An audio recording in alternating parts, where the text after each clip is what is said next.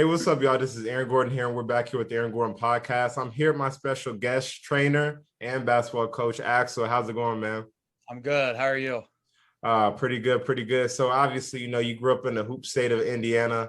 Obviously, this is the richest place to play basketball, coach basketball. In every which way. We have our own movie in the Hoosiers here, so a lot of people know about it, from that. But overall, what's been your experience, just growing up in Indiana, basketball excluded?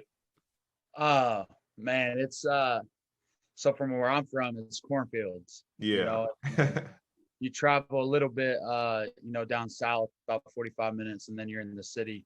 Hmm. Uh but I mean, other than Indianapolis and then you get up to like Fort Wayne area, I mean, it's just cornfields. Yeah. So you see a lot of hooping, whether it's outside or you find a gym inside. And I mean, growing up in Indiana, I actually grew up in a football family. Yeah. So my brothers were really big into football, and then I fell into basketball. So very fortunately, actually, because it's panned out. So what made you get into basketball? Was there a certain instance or you just kind of just, grew with it? I think it was just more so like we just had a basketball hoop outside, and I was just always playing. And Um, your brothers just they did like, but they were more. So when I was younger, I didn't really like getting hit like with contact. yeah. So when I played football, it was just like I didn't want to tackle anybody. I didn't want to, Yeah. I The don't want to story of a get, lot of basketball players. yeah. And then it was weird because eventually I grew into like, because I played football in high school where that Mhm. was like one of my biggest things is I was known for just crack blocking people. Like I Yeah. would just come back and hit people or whatever. But it's just weird how that kind of surfaced around. Oh, the connection. Okay, we're back. We're back. So, pretty much, talk about a little bit about, your high school career. I mean, obviously, growing up in Indiana, playing basketball in Indiana is like the hardest thing in high school because, everyone's eyes are all on you. You get all the attention. What was your experience like, from your freshman year all the way to your senior year? So I went to my first year. So I went to Frankfurt, home of the hot dogs, Hmm. really blue chips The there. best mascot ever. Yeah, yeah. I mean, you can't get any better. And then my sophomore year, I transferred to Clinton Central, which is about 15 minutes away from Frankfurt. Um, and it was kind of a similar experience to you when you transferred. So I was ineligible to play varsity for my sophomore year. I had to play a little JV, and then getting into my junior year was whenever I started playing varsity. And I had a pretty good year, and then I got hurt. I had a high ankle sprain, and then that kind of set me back. And then going into my senior year, I was just really, I don't know, I was motivated because my best friend plays Division I football at Kent State, so him and I were always in the weight room and we were working out. And then I set forth like I really had to grind out and have a big senior season. And I ended up doing that. I was fortunate enough to play really well and stay healthy. Where I was averaging 18 points a game, almost 10 rebounds a game. I was shooting a high percentage. But see, I played the forward position, so being 6 foot, it was hard to get recruited by schools. And then I kind of had a come to Jesus talk, and I wanted to get in coaching and training. So, um, and it was nice though. I mean, it was the best thing for me. So, So what was that like? How hard was that decision? Because I know a lot of people, who were probably going to listen to this podcast are probably in a similar situation. How hard was that conversation? What were the pros and cons? What were, some of the mental aspects that you had to take with saying, okay, I want to, put down game of basketball, but still wanting to be involved in it? it was tough because it was just like, I mean, it was literally my whole summers. I mean, that's what I dedicated my out of school time to. Mm-hmm. And I still wanted to find time to play, but then again, it was just like, do I go to like a small Division III school where, it's a private school and it's expensive. And then when I graduate, I have a lot of, student debt. Or can I get into coaching and take the route of going to a public university that's a lot cheaper, get my education and, build up my coaching resume at a young age. I mean, it was hard because I really wanted to play, but I knew like I was growing up and it was the time to start to make decisions on my own. And that was a big one for me. So what was that like? Obviously, you're 18, 19, and now, you're training. What was that, transition like for you? Was it very difficult, or was it like an easy, smooth transition? I thought it was smooth. And I think I did it the smart way because I just went back and I started training and coaching at the school I graduated from. So I mean, I had a lot of respect from people already. Mm-hmm. Uh, and then the summer of 2018, so a year after I graduated, is when I met Joey and started Mm-hmm. going to his gym and slowly kind of building respect and just doing the littlest things for him, rebounding, playing defense. But also like I can remember, being in the gym with Joey one day. It was just me, him, and Yogi. And like that was when I realized like Joey had a lot of respect for me because every time we had downtime, he would like explain stuff to me. Mm-hmm. And it really helped my transition because I didn't know if I still wanted to do it. It was just something I enjoyed and being around. And but I mean, right there, it was just like he had enough respect and saw me as a student of the game. And I thought my transition was very, very smooth and easy. Yeah, so looking through your Instagram, I mean, two players who I looked up to and I played with some. Obviously, Zach Irvin, he played on my brother's program, and then I'm best friends with his little brother and James Blackman. I'm best friends with VJ. So, what was your experience like? Training them, obviously, high level pros. Obviously, great, careers in the Big Ten. One Mr. Basketball, one person who should have been Mr. Basketball, and James, in my opinion. What was Yeah. it like? Being around them, on a day-to-day basis, working with them and seeing them, achieve their dreams. Uh, Man, it was cool because see, James was a senior when I was a freshman. I was a huge James Blackman fan. I mean, I Mm-hmm. was a big James Blackman fan, and um, I mean, it was just really it was bittersweet. But then again, like I tried not to be starstruck by it because um, I was there to like learn and being in a gym. I've been in the gym with Keelan, I've been in the gym with Zach, James, Glenn, all of those guys, and it's really cool, and they're all super dope people. I mean, they taught me a lot as well. Um, but it definitely is nerve wracking because you don't, I mean, miss, one little step that you miss and they could like twist their ankle or hurt their knee. And so you gotta really, really be on point. And it's just cool to see that those guys are chasing their dreams and, making it become a reality. Mm-hmm, for sure. So, obviously, what was the most important thing you learned about, just becoming a trainer? Obviously, you've worked with kids in high school, you've worked with kids in college, you've worked with, NBA players, overseas players. What was one thing that you've definitely learned from this training and, having that aspect of making people better every day? My biggest thing, and I say this to like a lot of people, is and I think it's one thing Joey does really well that maybe he doesn't realize is like building honest confidence.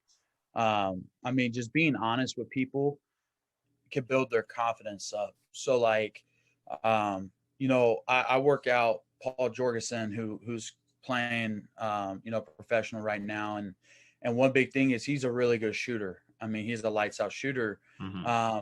But when he started working with me during COVID, there was a lot of things we had to tweak. And I was telling him like, this is just me being honest with you. And what it did was it just built up his confidence and he shot the lights out this past season. And I think that's something like a lot of guys don't realize that you need out of a trainer out of a coach is one, you need them to be honest, but they need to build your confidence up at the same time. Mm-hmm. And it's hard to do that. Yeah, for sure. I mean, like I always say, like obviously, I've done a lot of coaching and training, in my dad's program, and I deal with a lot of like kids that are in high school that want to play in college, and I try to always be completely honest with them. And I think that's the key with especially when you're going up a level in terms of the level of play in terms of, you know, the way how you have to diet and rest and the way how you have to mentally approach the game, honestly, is the number one key. And just giving people that outlook on, you know, what you've seen from James that could possibly help Paul, you know, just, you know, certain things like that I think are, you know, really important. You know, I think whenever it comes to the game of basketball, I try to tell everyone, like, you have to look at the people who are, you know, before you, you know, for you to elevate, because if there's no blueprint, you know, you can't necessarily get better. I mean, you can't just continue to just say, oh, okay, I'm gonna work hard. There's certain things that you have to be honest about. There's certain things that, you know, you can build yourself with confidence, and certain things that people who have been around them have seen people do. Yeah, of course. And that's like one thing I see with like you know, like Glenn and E when they work out together. Um, you know, they both elevate each other's games. Like they're sitting there, they'll talk to each other. And it's really cool because even though they're competitors on the floor, when they're with Joey, I mean, they're a team all at once, and they both want to see each other get better. And that's one thing I've learned with, like, you know, I'll have Darnell and Paul in the gym at the same time. And, you know, Paul may be shooting the lights out. Darnell may be shooting, you know, not shooting so well that day, but Paul's also building them up. And, you know, although they want to compete and they want to be, you know, in each other's ears, but at the end of the day, you know, you got to build people up. And that's the biggest thing. I don't believe in building, you know, pulling people down. I think so many people do that already. I mean, you need to come in the gym with me and feel like you're in a safe space and that you're just going to be able to clear your mind. For sure, for sure. I definitely agree. So, going into that, you know, why'd you want to get into coaching? Because obviously, you know, you coached this year at Warren Central. What was that entire process like, and what decisions that you had to make to wanting to get into coaching? It was really just like having the impact that you can have on someone's life. Um, because I mean, I met, you know, so many coaches throughout my life, and, you know, it's just the impact you have on a kid's life. And, you know, being at somewhere like Warren Central, or just really anywhere in Indy, you know, you may have a kid on your team that goes home and they got to go take care of their, you know, four brothers and sisters. You know, Mm-hmm. parents may be working late, or they may not have their parents around. You know, and that's a big thing for me, is being able to impact people. And it's just, when I got to Warren Central, it really opened my eyes. One, like talent wise, but two, like, you know, you have a lot of kids and they see a young coach and they try to take advantage of you. But in Mm-hmm. reality, like, I'm there to help inspire you and let you see more about your life, you know, than anybody else can help you see. That's the biggest thing for me is, you know, those heart to heart conversations suck sometimes, but, you know, that could be the biggest thing for somebody. Mm-hmm. What, you know, obviously you were at Warren Central. What was it like going into a program that had so much success here recently? Because I know, you know, they're only a year or so, 2 years. What is it? It's 2 years removed from a state championship, and then they've obviously had so much success. You know, just here in the past 5 years. What was it like going into a powerhouse? You know, going into the MIC and having tough schedules? Because obviously, you know, no matter what level you're playing at in the MIC, I mean, you could even be playing JV. There's some really good JV players out there. You know, what was that, you know, process like? It's actually cool how you mentioned that, because I was the head JV coach. Mm-hmm. And man, it's cool because, you know, it was eye opening. It was just like, man, you hear about the MIC, but once you coach in it, it's just like, man, this is the real deal. Like, Yeah. you can't take any nights off. I mean, the worst team in the MIC can beat you on any given night. And the preparation for it, I mean, it was just, I remember we we're playing in the county tournament, and I'm sure you know how that is. Yeah. You know, with the Marion County tournament, man, and it's like every night I was going home. The minute I got home, I was watching film. Yeah. And, you know, Coach Davis may have had to have a scouting report ASAP, as soon as I possibly could have. And, you know, so I'd stay up till midnight, 1 o'clock in the morning to make sure I got a good scouting report, because we may play the next night. And that's just how serious it was taken, because I mean, all eyes are on you, especially like you said, with all that success that, you know, Warren Central had with the undefeated season, Mm-hmm. and then, you know, going back and almost going to another state championship. Um, it's just, the all eyes are on you. And then, we had Tay transfer, Don transfer, Gabe transfer, so all eyes were really on us. Mm-hmm. And, it was cool. It was bittersweet, but it was real eye opening, like how serious basketball is taken in Indianapolis. Yeah, and like obviously, anyone that knows anything about freshman or JV basketball in Indiana, the county tournament is ridiculously competitive. Like it is like a mini like state tournament. Like it is like because I know my dad's friend, Mr. Coleman, he trains for my dad too, and he always talks about his instances in the county tournament. What excited you most about it, and what was your experience like? In your first one. It was really cool, man, because we had just played LN, Mm-hmm. and LN just, I mean, they slaughtered us in their own Mm-hmm. house. So our biggest thing was, we get to the championship, we're not going to let LN just humiliate us. And I mean, it was really, really cool to see. I wish it wasn't COVID season, because then you really get the full swing of it. Mm-hmm. But I mean, we saw upsets every single night almost, other than us and LN. I mean, but it was definitely nerve wracking because, BD took us down to the wire. And I mean, we just beat them by 10 like 2 weeks before that game. Yeah. And like you said, it's like a mini state championship. I Yeah. mean, had it not been COVID season, the place would have been packed every night. Yeah, for sure. And I think it was really bittersweet because Malik played really well in his last county tournament. And, it was just really, really cool to see. So what was the process like for you while doing this all while you're in school? Oh, man, it was weird. Because it was like the first semester, because obviously I was online the first semester. So that was easy. And then the second semester, I had a class 2 days a week at 2:30. So I had to meet with Coach Davis and like, hey, I got class like 2:30 to 4 Tuesdays and Thursdays. And he was just like, you're the head JV coach, run practice 4:30 to 7.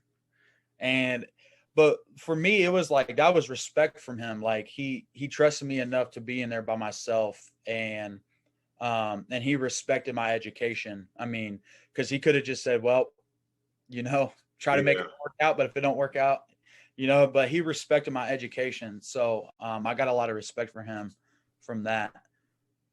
So how much, did you learn about time management with, doing that and becoming a coach? And, what are some things that you've definitely learned from having this experience? Because I know that this is something that a lot of people are now going to start doing. They're now going to start doing things like coaching and now going to school. A lot of people you're now starting to see they're getting their masters online. What is something that you learned, just throughout this process? You know, don't wing it. I mean, that is the truth. Like I could see myself like I would schedule out, like we would have study tables every day. So I was going to take that time to work on any homework I had, because I knew when I got home I was going to have to do some film. And on top of that, I would do film for training too, to make sure my guys were ready when they got back from wherever they were. And it was just a lot of time management. Like you said, it was just, I got to knock homework out during study tables, and I got to make sure it's effectively done. That way I can get my film work done when I get home from practice. And, sometimes I wouldn't go to bed until midnight, 1 o'clock in the morning, 2 o'clock in the morning. And then I would see myself waking up at 6 and, back at it, making sure my day was scheduled, that I was leaving at the right time, and that my homework was scheduled. I was ready to do homework, or I was in my Zoom meetings, and it was a lot. I mean, I saw myself writing down a lot, like, this is what I have to get done, and this is when it has to be done, so everybody can win in this situation. For sure, for sure. So last and final question, what do you have, planned in your future? Do you want to do more coaching? Do you want to do more training? What do you have planned, and, what are you looking forward to? So actually right now I work at a car dealership. So Mm-hmm. I'm a car salesman there. And I do that. I mean, I love it. I love working with people. And I still train though. Like I just had to have another source of income, and really, that's the best spot for me because I can interact with people on the daily. Um, and man, I'd really, really love one to continue training people because it's just a passion at this point. And then two, I'd love to open up my own sports agency. I mean, to where not only like am I the CEO or I'm running the company, but I have people working for me and we are bettering lives for, like guys like Malik, like, who aren't going to land a huge agent in the future, and I have a personal relationship with them and I can make sure that he has a spot overseas somewhere early. And I think that's important to me because I definitely want to continue to stay on the sports side. But I love like a leadership position. I love being, someone that people can come to for help and assistance. And I think, that's in the future for me. For sure. That's dope. That's dope. Well, anyways, man, thank you for joining in on this episode, man. I greatly appreciate it. Maybe you can come on some more and talk some more hoops, man. I know that the Bucks just won the championship, recently here. So, what was your thoughts on that? Oh man, I'm happy because I like Giannis a lot, man. He's just a down to earth dude, and he deserves it. I wanted to see my man Chris Paul win. Everyone does.